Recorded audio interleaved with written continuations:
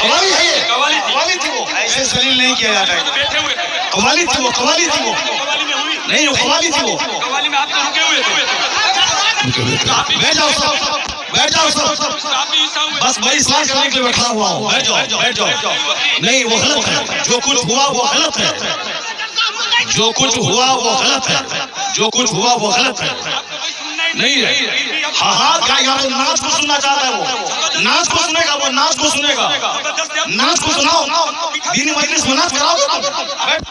السلام علیکم ورحمۃ اللہ وبرکاتہ۔ ناظرین محترم، جیسا کہ آپ سبھی لوگ جانتے ہی ہوں گے کہ ایک ویڈیو کلپ یوٹیوب پر بہت زیادہ وائرل ہو رہی ہے، جس میں مفتی شہریار صاحب قبلہ اور شاعر اسلام کفیل عنبر نعت خواں شبیر برکاتی کا پروگرام ہے۔ دراصل ہوتا یہ ہے کہ آج کل پروگراموں میں نیا ٹرینڈ چل پڑا ہے کہ جو بڑے بڑے مفتیان کرام ہوتے ہیں وہ پیچھے بیٹھے ہوتے ہیں اور نعت خواں حضرات نعت پڑھتے پڑھتے پڑھتے پڑھتے پڑھتے پڑھتے 2 اور 3 بجا لیتے ہیں، ان کی نعت خوانی ہی ختم نہیں ہوتی۔ جو بڑے بڑے مفتیان کرام، علماء کرام تقریر کرنے کے لیے آئے ہوئے ہوتے ہیں، وہ پیچھے بیٹھے بیٹھے اپنا انتظار کر رہے ہوتے ہیں کہ کب ہماری باری آئے گی اور کب ہم لوگوں کو نصیحت کریں۔ ایسا ہی ایک پروگرام ہوا تھا سیمانچل کی سرزمین پر، جس میں مفتی شہریار صاحب قبلہ اور شبیر برکاتی صاحب میں کچھ نوک جھوک ہوئی، اور وہ صحیح بھی ہے کہ نعت خوانی اپنی جگہ پر صحیح ہے، مگر وہ جھوم جھوم کر اس طریقے سے جیسے کہ ناچ رہے ہوں۔ ایک نعت شریف ہوتی ہے جو دل کو ایک دم جھکجھور کر رکھ دے۔ جب میں اب ویڈیو کے بعد میں کچھ باتیں کروں گا، آپ پہلے یہ پوری ویڈیو دیکھیے کہ مفتی شہریار صاحب قبلہ نے کیا کہا، اور پوری تقریر ہی انہوں نے نصیحت کے اوپر کی ہے۔ ایسے علماء کرام کی ہمیں قدر کرنی چاہیے، عزت کرنی چاہیے، اور یہ جو بتا رہے ہیں اس پر عمل بھی کرنا چاہیے۔ پہلے آپ یہ پوری ویڈیو کلپ دیکھیے، اس کے بعد میں آپ سے چند باتیں اور گفتگو کروں گا۔ آپ یہ ویڈیو دیکھیے۔ ننگے سر کیا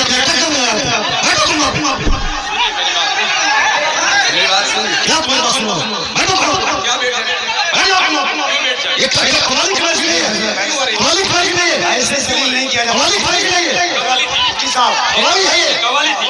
ایسے ذلیل نہیں کیا جاتا ہے، قوالی تھی وہ، قوالی تھی وہ، نہیں وہ قوالی تھی وہ، قوالی میں آپ تو رکے ہوئے تھے، بیٹھ جاؤ سب، بیٹھ جاؤ سب، بس میں اصلاح کرنے کے لیے بیٹھا ہوا ہوں، بیٹھ جاؤ، بیٹھ جاؤ، نہیں وہ غلط ہے، جو کچھ ہوا وہ غلط ہے، جو کچھ ہوا وہ غلط ہے، جو کچھ ہوا وہ غلط ہے، نہیں ہے، ہاں ہاں کیا یار ناز کو سننا چاہتا ہے وہ، ناز کو سنے گا وہ، ناز کو سنے گا، ناز کو سناؤ، دینی مجلس میں ناز کراؤ گے۔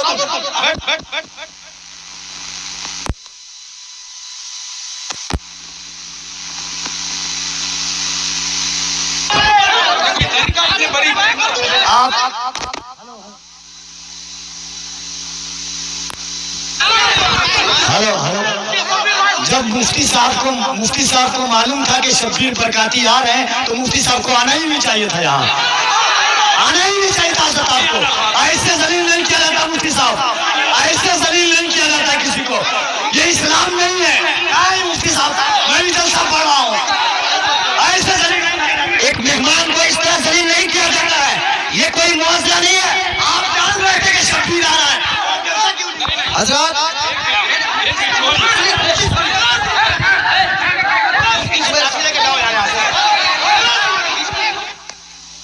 ہلو ہلو حضور مناسب، hello hello hello hello hello بیٹھیے آپ لوگ، ہلو ہلو شانتی ہو جائیے، شانتی ہو جائیے، بیٹھیے بیٹھیے، شانتی رکھیے، بس بس بیٹھیے آپ لوگ، بیٹھیے، شانتی بنائیے آپ لوگ، پہلے شانتی بنائیے، हेलो हेलो हेलो माइक। आप लोगों के बीच अल्लामा तौसीफ रजा साहब स्टेज पे हैं, कम से कम इस बात का ख्याल रखिए। तौसीफ मिल्लत आ चुके हैं। नारे तकबीर, नारे रिसालत, आमद हुजूर तौसीफ मिल्लत, आमद हुजूर तौसीफ मिल्लत, नबी आला हज़रत शहजादे हुजूर रेहाने मिल्लत, इश्क मोहब्बत। जो कुछ हुआ हम इससे बरी हैं। कल मत कहना कि मौलाना शहरियार बैठे हुए थे उनके सामने मुजरा हुआ। ये क्या चीज है?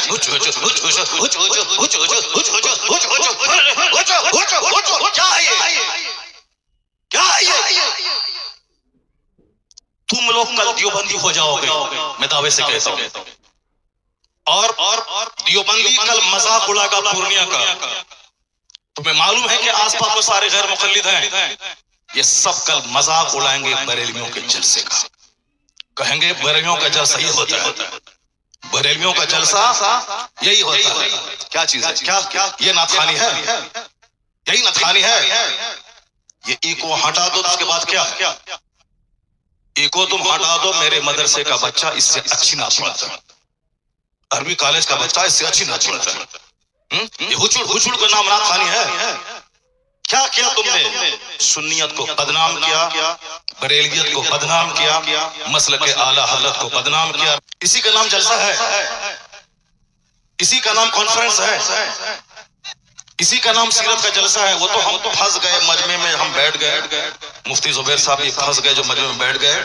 हम अपनी बरात का इजहार करते हैं जो कुछ हुआ। मुफ्ती साहब किबला भी अपनी बरात का इजहार करते ताकि कल मत बोलना कि मनाज़िर अहले सुन्नत काज़ी सीमांचल बैठे हुए थे, उनके सामने मुजरा हो रहा था। हम लोग इससे बरी। अगर रास्ता होता निकलने का तो हम निकल गए होते, रास्ता नहीं था, भीड़ की वजह से हम कुचल जाते, इसलिए हम नहीं निकले। मुफ्ती साहब भी नहीं निकले। बकात आपके खैरात, आपकी खैरात, आपके सदक़ात का क्या हमने इस्तेमाल किया? वो इसीलिए है साहब, नाते पाक पढ़ना इसीलिए है ताकि हमें मुस्तफा से मोहब्बत है, वरना सिर्फ नाते पाक पढ़ना ही हमारी गर्ज़ो कायत नहीं है। हमारा मकसद हयात है अल्लाह की इबादत करना। अल्लाह की इबादतों में क़यामत के दिन ये सवाल ही नहीं होगा कि तुमने नात पढ़ी या नहीं पढ़ी। सबसे पहला सवाल होगा, हुजूर फरमाते हैं इन्ना अव्वल मा युहासबु बिहिल अब्द यौमल क़यामति सलात। क़यामत के दिन सबसे पहला सवाल नमाज का होगा। फातिहा अच्छी चीज है मगर नमाज उससे बड़ी चीज है। जलसा जुलूस अच्छा काम है मगर नमाज पढ़ना उससे सबसे बड़ा काम है। मज़ारात की हाजिरी अच्छा काम है मगर उससे बड़ा काम है नमाज पढ़ना। सरकार आला हजरत का जो मसलक है वो मसलक यही है कि हाँ, नफल को नफल का दर्जा दिया जाए, फर्ज को फर्ज का दर्जा दिया जाए, वाजिब को वाजिब का दर्जा दिया जाए। ऐसा नहीं कि नफल को फर्ज बना दिया जाए, ऐसा नहीं कि साहब जो गैर जरूरी है उसको जरूरी का दर्जा दे दिया जाए। मसलक आला हजरत यही है कि फातिहा नफल है, नफल की हैसियत हो, जुलूस नफल है, जुलूस मोहम्मदी की नफल की हैसियत रहे, और मज़ारात की हाजिरी नफल है, उसकी हैसियत नफल ऑप्शनल की होनी चाहिए। सबसे पहला जो फर्ज आजम है वो नमाज है, फर्ज आजम नमाज है। दूसरा सबसे बड़ा फर्ज व रोजा है। एक फर्ज आजम ज़कात है, एक फर्ज हज है। ये बेसिक चीजें हैं। क़यामत के दिन सवाल नमाज का होगा, क़यामत के दिन सवाल रोजे का होगा, क़यामत के दिन सवाल हज का होगा, क़यामत के दिन सवाल ज़कात का होगा, क़यामत के दिन सवाल अखलाक का होगा, क़यामत के दिन सवाल फराइज़ व वाजिबात का होगा। नवाफिल का सवाल नहीं होगा। अगर नवाफिल फर्ज के साथ मिल जाए तो फिर उसका दर्जा और बुलंद हो जाएगा। लेकिन फर्ज को छोड़कर नफल बेवजन है, फर्ज को छोड़कर नफल खसो खाशाक की तरह है। तो जो कहता है कि फातिहा हराम है वो मिसगाइड है। जो कहता है कि जुलूस मोहम्मदी हराम है वो गुमराह है। जो कहता है कि औलिया और सालिहीन के आस्ताने पे जाना जरूरी नहीं है, फर्ज वाजिब नहीं है, वह जाना गुनाह है, नाजायज है, वो भी गुमराह है।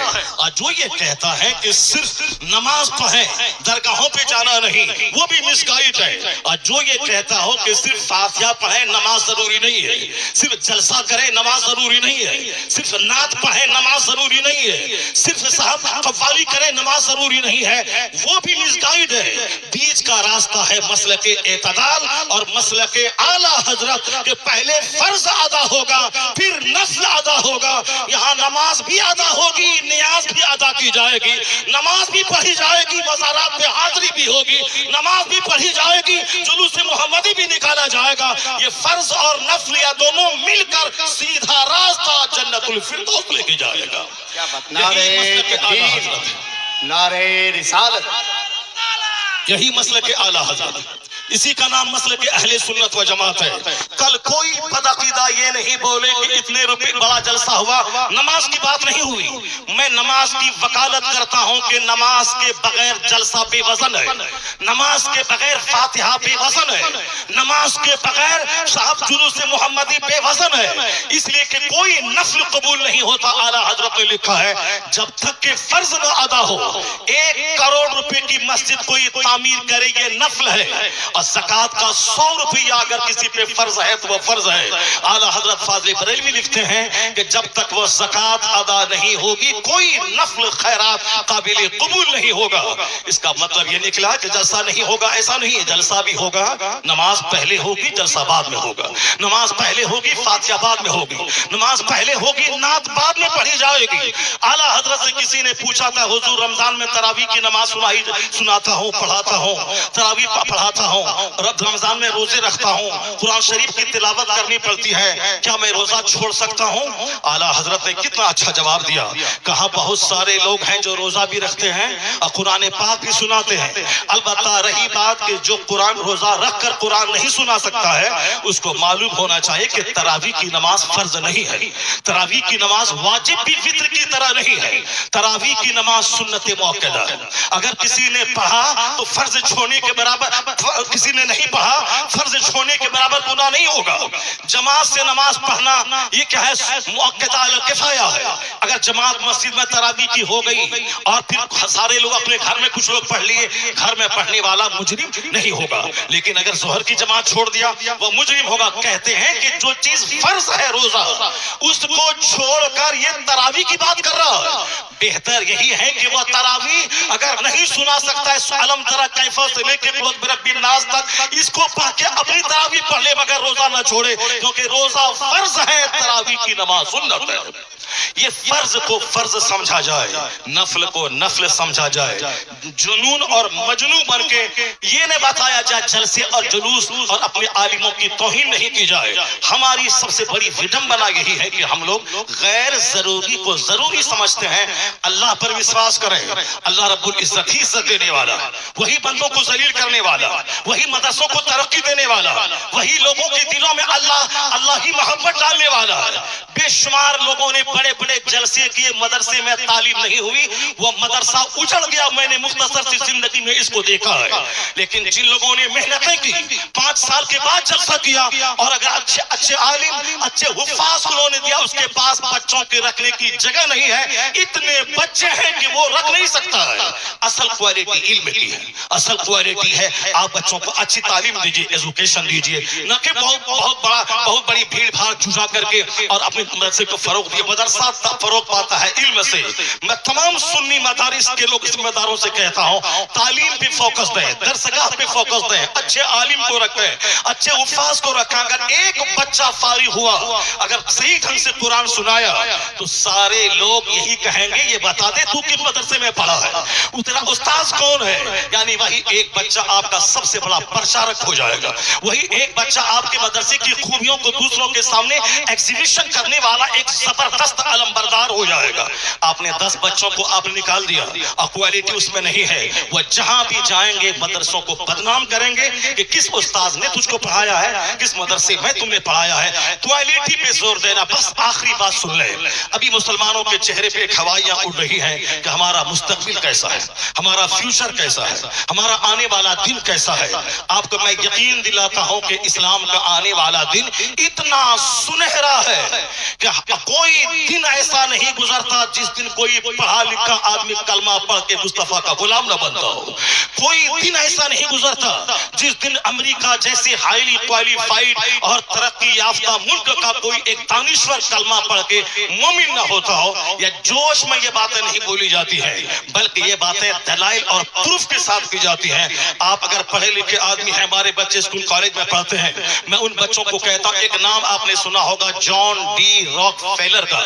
ہمارے شیخ بیٹھے ہوئے ہیں, شیخ کا دورہ لندن ہوتا ہے, ہمارے حضرت کا دورہ امریکہ ہوتا ہے, ہمارے حضرت کا دورہ افریقہ ہوتا ہے, وہ ساری دنیا کے حالات سے باخبر ہے. میں اپنے شیخ کو کہتا ہوں کہ جان ڈی راک فیلر وہ دنیا کا سب سے پہلا ارب پتی. آج کی تاریخ میں بے شمار ارب پتی ہیں, ٹاٹا, برلا, جندل, متل, اڈانی, امبانی, یہ سارے کے سارے ارب پتی ہیں, لیکن جان ڈی راک فیلر وہ دنیا کا سب سے پہلا امریکہ کا ارب پتی, بلینئر, ملینئر, بلینئر یعنی ارب پتی, جن کے پاس کھربوں کی دولت تھی. 53 سال کی عمر میں وہ کھرب پتی بیمار ہو گیا. بیمار ہونے کے بعد اب ان کو لگا کہ اب جیسے کہ میں مر جاؤں گا, جب مر ہی جاؤں گا.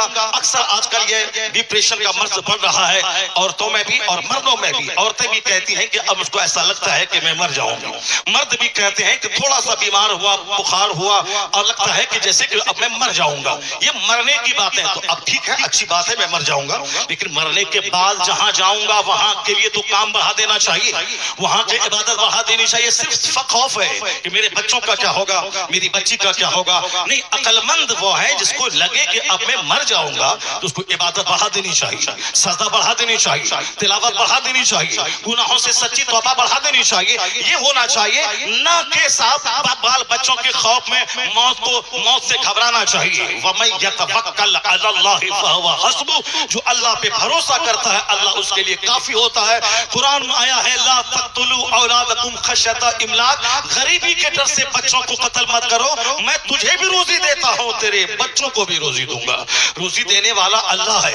وہ امریکہ کا کھرب پتی, اس نے سوچا کہ اب جب مجھ کو مر ہی جانا ہے تو اب کیوں نہیں صدقہ تو خیرات کر کے میں مروں. اپنی دولت کا ایک بڑا پارٹ میڈیکل ایکسپرٹ کے خرچ پہ انہوں نے ڈونیٹ کیا کہ نئی نئی بیماریاں اور اس کے علاج اور ٹریٹمنٹ دریافت کرنے کے پیچھے میری دولت کا ایک بڑا حصہ خرچ ہوگا. انہوں نے ایک اسکول بنوایا, غریبوں, مسکینوں, معذوروں, بیواؤں کے بچے اسکول میں پڑھیں گے, فری تعلیم. انہوں نے ایک بہت بڑا حصہ اپنی دولت کا ہاسپٹل پہ وقف کیا, یہاں غریبوں, مسکینوں, معذوروں, کم پیسے والوں کا علاج ہوگا. یعنی اپنے پیسے کو غریبوں کے لیے, سوشل ویلفیئر کے لیے, چیریٹی کے لیے انہوں نے دروازہ کھول دیا.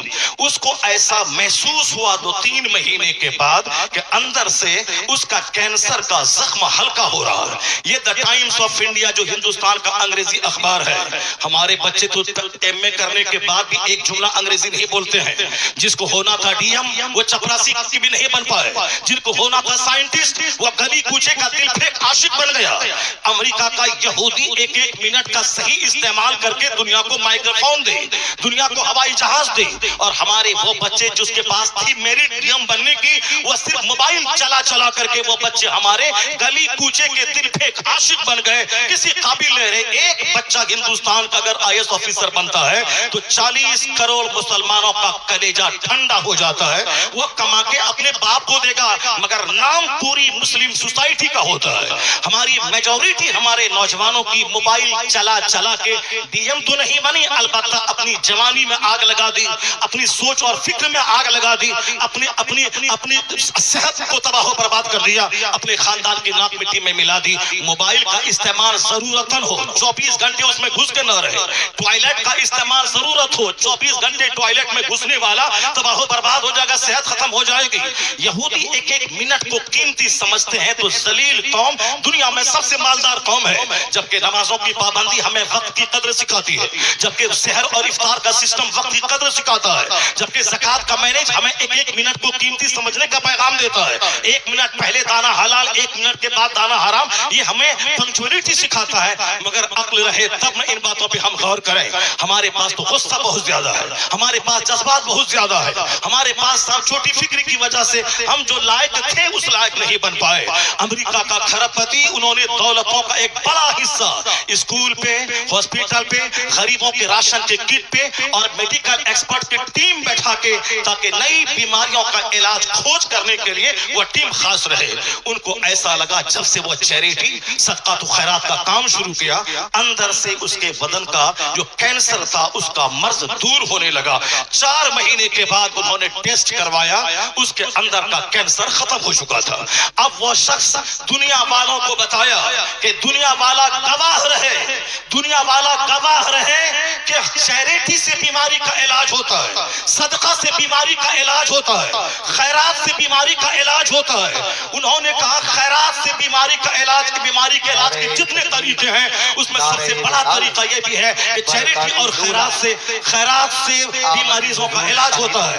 صدقات و خیرات سے مریض صحت مند ہوتے ہیں، صدقات و خیرات سے مریض صحت یاب ہوتے ہیں، صدقات و خیرات سے مریض صحت یاب ہوتے ہیں. انہوں نے ساری دنیا کو بتایا. ہمارے شیخ آ گئے، ایک دوسرے شیخ کی آمد ہو گئی جو برکاتی خانوادے کے شیخ ہیں، وہ آ گئے اور شہزاد اعلیٰ حضرت یہاں بیٹھے ہوئے ہیں. بس میری گفتگو ختم ہونے والی ہے، اس کو غور سے سنیں گے تو ہم پورے ہندوستان میں جاتے ہیں، پورے مسلمانوں کا درد سینے میں موجود ہے، کہاں کیا حالات ہیں وہاں اس حالات کا مشاہدہ کرتے ہیں. تو ہم اپنے غصے کے مظاہرے کے لیے نفس کی تذکیر کی خاطر نہیں دیتے ہیں، صرف ملت کے لیے، قوم کے لیے، مسلک کے لیے ہم اپنے لوگوں کے سامنے اپنی کمزوری بیان کرتے ہیں. ذرا غور سے سنیں. جب انہوں نے کھرپتی نے کہا کہ میرا مرض اچھا ہوا، علاج کے جتنے طریقے ہیں، ایلوپیتھک، ہومیوپیتھک، صاحب جڑی بوٹی، آیوروید، سب طریقے ہیں علاج کے، مگر صدقہ تو خیرات علاج کا ایک زبردست طریقہ ہے. تو جو بات جان ڈی راک فیلر نے آج کہی، یہی بات مصطفیٰ نے 1400 سال پہلے کہی تھی کہ داؤ مرضاکم بالصدقہ وحسنوا اموالکم بالزکات. مصطفیٰ نے کہا اپنے مریضوں کا علاج صدقہ کر کے کیا کرو. تو آج 1400 سال کے بعد امریکہ کا کھرپتی اپنے تجربے سے دنیا کو بتایا کہ صدقہ سے ایک بیمار ٹھیک ہوتا ہے.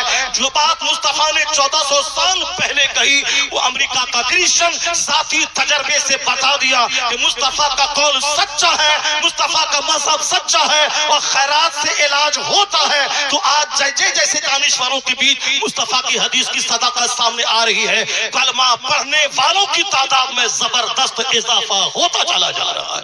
اسلام کبھی خطرے میں نہیں تھا اور آج بھی خطرے میں نہیں ہے. جیسے جیسے علم بڑھ رہا ہے، جیسے جیسے ریسرچ بڑھ رہی ہے، جیسے جیسے تحقیق بڑھ رہی ہے، ویسے ویسے مصطفیٰ کے غلاموں کی تعداد میں اضافہ ہوتا جا رہا ہے. اسلام کے تعلق سے آپ بے فکر ہو جائیں، اپنی فکر کریں کہ میرا مرتے وقت کیا ہوگا، میرا قبر میں کیا ہوگا، میرا حشر میں کیا ہوگا، کل اگر میں مر گیا تو میرا کیا ہوگا. اسلام کے بارے میں زیادہ فکر کرنے کی ضرورت نہیں ہے. اسلام بہت زندہ تابندہ مذہب ہے. پوری دنیا کے ہر گوشے میں، ہر خطے میں اسلامی چراغ روشن ہو رہا ہے. جتنے بھی لوگوں نے اسلام کا چراغ بجھانا چاہا وہ سب بجھ گئے، ان کی عزتیں مٹی میں مل گئی، ان کے آبا و اجداد دشمنی کی آگ میں جل کر مٹی میں مل گئے. مگر اسلام مسکرا رہا ہے، مدرسہ مسکرا رہا ہے، مسجدیں مسکرا رہی ہے، اذان مسکرا رہی ہے، ہمارے مشائخ کے چہرے کی داڑھیاں، ان کے سروں کی پگڑیاں مسکرا رہی ہیں. کبھی اسلام خطرے میں نہیں تھا اور آنے والے وقت میں بھی جیسے جیسے علم کا اجالا پھیلے گا مصطفیٰ کے غلاموں کی تعداد میں اضافہ ہوتا چلا جائے گا. ہے نور خدا کفر کی حرکت پہ خندہ زن، پھونکوں سے یہ چراغ بجھایا نہ جائے گا. اللہ تبارک و تعالی مدرسہ غوثیہ سراج العلوم کو سلامت رکھے، مولانا قاسم الحق صاحب کو سلامت رکھے، ان کے مدرسے کی محبتیں علاقے کے سارے مسلمان کے دلوں میں عطا فرما دے. یہاں کے سارے منتظمین، اراکین اور تمام پڑھنے والے بچے، سارے اساتذہ سبوں کو اخلاص کے ساتھ دینی خدمت کرتے رہنے کی توفیق عطا فرمائے. ہمارے شیخ کو اللہ لمبی عمر عطا فرما دے. اللہ تعالیٰ انہیں اور پوری دنیا میں گھوم گھوم کر مسلک اعلیٰ حضرت کی دھوم مچاتے رہنے کی توفیق عطا فرمائے. مولانا نے سجایا بڑی محنت و کاوش سے. اس جلسے کا کیا ہوگا؟ آپ حضرات علاقے کے ہیں، اپنے علاقے کی عزت کا آپ خیال کیجئے. اور یہ معاملات جو ہیں پہلے کے اور تھے، اب 1 منٹ میں پوری دنیا میں بات پہنچ جاتی ہے. اس لیے میں آپ سے گزارش کروں گا کہ آپ کے علاقے کے بہت بڑے عالم دین مولانا شہریار رضا صاحب بہت بڑے عالم دین ہیں، اور نعت سننا عبادت، نعت لکھنا عبادت، نعت پڑھنا عبادت، لیکن مجھے آپ بتائیے کہ جب تک کہ علماء کی تقریریں آپ نہیں سنیں گے تو یہ کون بتائے گا کہ نعت سننا عبادت ہے، نعت پڑھنا عبادت ہے، نعت لکھنا عبادت ہے؟ علماء کی تقریر سے ایمان سلامت ہوگا، عقیدہ محفوظ ہوگا، تو علماء کی تقریر سننا پہلے، نعت سننا یہ بعد میں۔ نعت بھی پڑھی جائے گی اور تقریر بھی کی جائے گی۔ آپ لوگ بڑے اطمینان کے ساتھ تشریف رکھیں، حضرت مولانا شہریار رضا صاحب کا خطاب نایاب دستیاب ہوگا انشاءاللہ۔ بیٹھ جائیں سارے لوگ، بیٹھ جائیں۔ حضور پیر طریقت علامہ مولانا توصیف رضا خان صاحب قبلہ مدظ العلی نبیر اعلیٰ حضرت، یہ اعلیٰ حضرت کے شہزادے ہیں۔ انہوں نے یہاں آنے کے بعد آپ کو نصیحت کی کہ نعت خوانی بھی ہو مگر تقریر سب سے پہلے ہونی چاہیے۔ میں نے آپ کی ان اداؤں کی وجہ سے مجھ کو ناراضگی ہوئی، کیونکہ تقریر نہ سننے کے بعد سارے لوگ ایک بیک کھڑے ہو گئے، یہ جلسے کی توہین ہے، ہمارے علاقے کی توہین ہے۔ اس لیے یہ جلسہ ہے سیرت کی محفل، اصلاح ایمان و عمل کانفرنس ہے۔ اب ذرا تھوڑی دیر میری گفتگو سنیں، اس کے بعد دستار بندی کا منظر ہوگا اور حضور پیر طریقت کا خطاب نایاب ہوگا۔ اللہ تبارک و تعالی ہمارے علاقے کے سارے مسلمانوں کو اپنے علماء کی قدر کرنے کی توفیق عطا فرمائے۔ میں نے کہا تھا نا کہ ہماری بے عزتی ہوتی ہے، ہماری توہین ہوتی ہے، ہمارے جلسے کا وقار مجروح ہوتا ہے۔ ہم لوگ چاروں طرف سے گھرے ہوئے ہیں بدعقیدوں کے بیچ میں، ہمارا کل مذاق اڑایا جائے گا، ہمارے جلسے کا مذاق اڑایا جاتا ہے، تو ہمیں صرف آپ کی ان اداؤں کی وجہ سے تکلیف ہوتی ہے کہ میں نے کہا نا کہ جس طرح آپ نے نعت سنی تھی اسی طرح بیٹھ کے آپ 1 گھنٹے کی تقریر سن لیتے، تاکہ پورے ہندوستان کے لوگ جانتے کہ وہاں نعت بھی سنی جاتی ہے اور تقریر بھی ہوتی ہے۔ اب ذرا غور سے سنیے، ہمارے تعلق سے قرآن شریف میں کہا گیا ہے کہ کنتم خیر امہ، تم بہترین امت ہو، لوگوں کی طرف بھیجے گئے ہو، تمہاری ڈیوٹی ہے خود نیک بننا، دوسروں کو نیک بنانا، تمہاری ڈیوٹی ہے خود برائیوں سے بچنا، دوسروں کو برائیوں سے بچانا۔ یہ ہماری کوالٹیز کو قرآن شریف میں بیان کیا گیا ہے کہ you are the best community, تم بہترین امت ہو۔ اور بہترین کیوں ہو؟ اسی لیے ہو کہ تمہارا کام ہی ہے نیک بننا، دوسروں کو نیکی کا پیغام دینا۔ تمہاری ذمہ داری ہے خود برائی سے بچنا اور دوسروں کو برائی سے بچانا۔ دوسرے لوگ کھانے پینے پیدا ہوئے، دوسرے لوگ موج مستی کرنے پیدا ہوئے، دوسرے لوگ شراب پئیں، بدکاری کریں، سود کھائیں، اس سے کیا مطلب ہے؟ اس کو مرنے کے بعد حساب کتاب کا کوئی خوف ہی نہیں ہے۔ یہ ساری باتیں ہم مسلمانوں کو سوچنا ہے۔ سرکار دو جہاں کی حدیث ہے کہ لا تزول قدم عبد حتی یسأل عن اربع، آقا فرماتے ہیں کہ قیامت کے دن بندے کا پاؤں اپنی جگہ سے 1 انچ نہیں ہٹے گا، 1 انچ نہیں ہٹے گا جب تک کہ 4 چیزوں کا اس سے سوال نہ ہو جائے، جب تک کہ 4 چیزوں کا اس سے سوال نہ ہو جائے۔ سب سے پہلا سوال ہوگا ان عمرہ فیما افنا، یعنی اپنی یہ قیمتی زندگی تم نے کس کام میں گزاری۔ یہ تو ہر مسلمان کو سمجھنا ہوگا کہ ہم اپنا بہومولیہ جیون سر سے لے کے پاؤں تک مہا سنکھوں روپے سے زیادہ قیمتی پارٹس اللہ نے دیے۔